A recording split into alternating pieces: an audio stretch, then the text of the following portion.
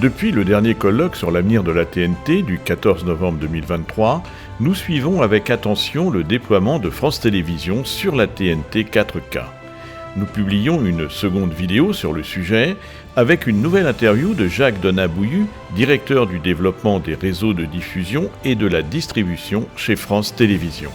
Il répond aux questions de professionnels que nous avons recueillies par téléphone ou par mail. Donc sur les questions, effectivement, la première question, c'est quelle est la position de FranceSat par rapport au lancement de votre offre France Télévisions 4K?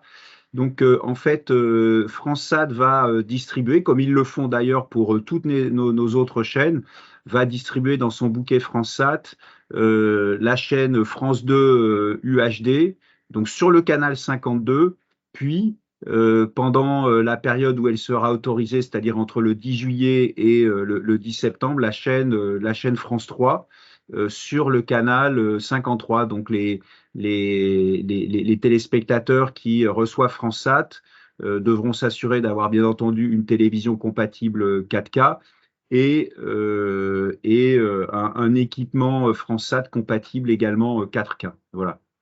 Peut-on espérer voir France 5 être diffusé au format TNT 4K? Alors, on commence par France 2.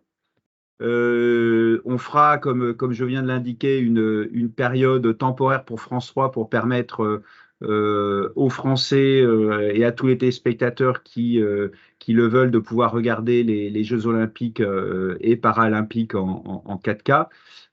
Et puis après, France 5, c'est à plus long terme. On pense qu'avant France 5, ce serait bien que nos confrères de TF1 ou de M6 ou de Arte ou de NRJ ou de Altis nous rejoignent aussi sur cette plateforme 4K. Où en est l'équipement des régies pour la diffusion de 4K? Donc, il est en cours. C'est effectivement un gros travail des équipes de France Télévisions que de faire en sorte que les régies soient compatibles 4K. C'est d'ailleurs pour ça que dans un premier temps, nous ne pourrons passer que des directs UHD natifs en 4K. Et dans un deuxième temps, quand nous aurons modernisé toute la régie et notamment ce qu'on appelle la supply chain des médias, c'est-à-dire les médias qui nous sont livrés, qui puissent être stockés et puis ensuite joués par la régie pour être intégré au programme de France 2 UHD. Donc tout ça, ça sera prêt plutôt fin 2024, début 2025. Donc dans un premier temps, effectivement, que les directs natifs UHD 4K, une régie qui sera capable de gérer ensuite dans un deuxième temps l'ensemble des contenus UHD natifs. Est-il envisageable de considérer que France Télévisions labellise certains matériels utiles ou la diffusion ou la réception des programmes? Non, c'est pas vraiment à nous de labelliser ça. On va travailler par contre avec la profession et notamment avec nos autres confrères éditeurs pour définir le format dans lequel on souhaite voir les médias natifs UHD n'être livrés, de façon à ce que les producteurs aient un seul format de livraison et que chaque éditeur évite d'avoir son propre format. Donc ça, c'est important. On a également fait un travail au sein du FAVN pour définir les spécifications de l'UHD en France, donc qui a largement été repris par l'ARCOM dans ses spécifications techniques. Mais ce n'est pas à France Télévisions de labelliser des appareils, que ça soit dans la chaîne de production ou côté récepteur TV. Donc vous êtes les premiers à vous lancer dans la TNT 4K. Y a-t-il des éditeurs qui étudient vos initiatives? Oui, bien entendu, nous partageons un peu de notre expérience avec d'autres éditeurs français, mais également européens, parce qu'on est les premiers en Europe à lancer un canal permanent en UHD. Il faut savoir que l'Espagne va nous suivre de quelques jours, puisque chez eux, le canal UHD sera ouvert, je crois, le 6 février. Et donc, d'autres pays européens regardent et nous interrogent. Et puis, en France, bien entendu, nos confrères éditeurs réfléchissent à ces sujets. Voilà. Et donc, on est heureux de partager des informations avec eux quand ils le souhaitent. En diffusion, quelles sont les parts de marché accordées à TDF et à Towercast? Donc, je voudrais préciser qu'effectivement, nous nous appuyons sur des prestataires pour la diffusion vers les émetteurs. Et donc, nous sommes une société publique, donc nous lançons des appels d'offres qui respectent les règles des marchés publics. Et donc, nous avons déjà choisi parmi les 70 premiers émetteurs nos prestataires, et un appel d'offres est toujours en cours pour le reste du réseau. Donc voilà, moi je ne souhaite pas communiquer les parts de marché, mais chacun des prestataires qui ont répondu ont eu des sites sur lesquels ils vont diffuser le multiplex UHD. Quels ont été les prestataires retenus dans le domaine du broadcast? Donc, en diffusion proprement dit, nous avons retenu les sociétés Towercast et TDF. Pour la tête de réseau UHD, nous avons retenu la société TDF.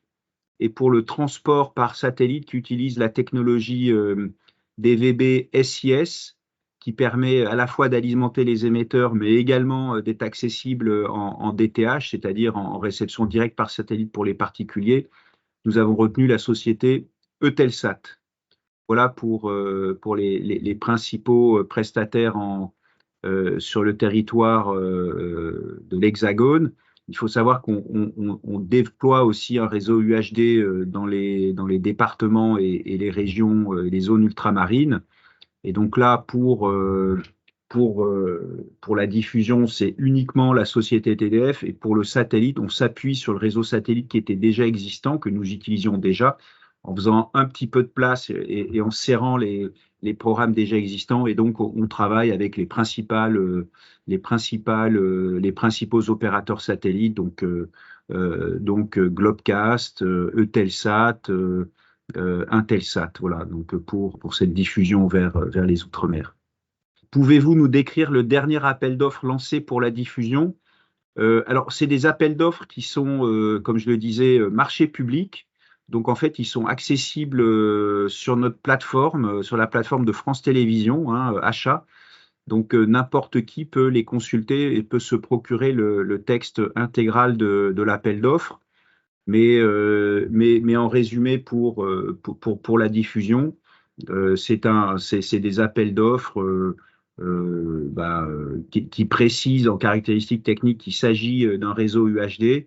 Donc les spécifications techniques et les standards de l'UHD, qui donnent le nombre et les sites qui sont planifiés par l'ARCOM. Et ensuite, c'est un appel d'offres site à site, donc où chaque prestataire répond sur les sites qui les intéressent, sur lesquels il pense qu'il peut faire une offre intéressante. Diffusion dans le nord et dans l'est. Donc ça, c'est une très bonne question, parce que effectivement, aujourd'hui, on n'a malheureusement pas encore pu allumer d'émetteurs dans le nord et l'est de la France, et on n'a même pas lancé des appels d'offres, parce que ce sont des fréquences qui nécessitent une coordination internationale avec les pays voisins. Donc, dans le nord, c'est la Belgique en particulier. C'est également l'Angleterre, enfin le Royaume-Uni, dans le nord de la France, voilà. Et dans l'est de la France, c'est l'Allemagne et la Suisse. Et donc, ça nécessite des accords avec les administrations qui gèrent les fréquences dans ces pays-là, et les administrations en France qui gèrent ces fréquences, c'est-à-dire les NFR et l'ARCOM. Donc, tout le monde travaille, et notamment l'ARCOM et les NFR font un gros travail, je le sais, pour essayer de convaincre les administrations étrangères de nous accorder le droit d'utiliser des fréquences qui permettront d'apporter l'UHD aux téléspectateurs de l'Est et du nord de la France, donc Lille, Nancy, Strasbourg, Metz, etc. Voilà. Il ne faut pas que ça traîne beaucoup plus, mais on est quand même dans les délais, hein, puisque si on a des autorisations de fréquence et des accords avec l'Allemagne, la Suisse et la Belgique dans les quelques semaines qui viennent, on sera en mesure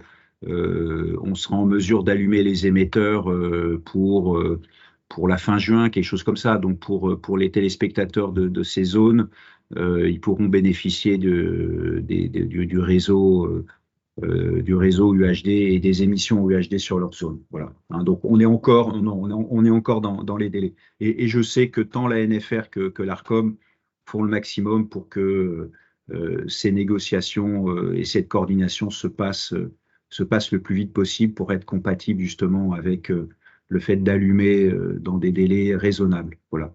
À noter quand même qu'on a eu une coordination positive avec l'Italie pour une fréquence à Nice et que donc Nice sera allumé également très bientôt.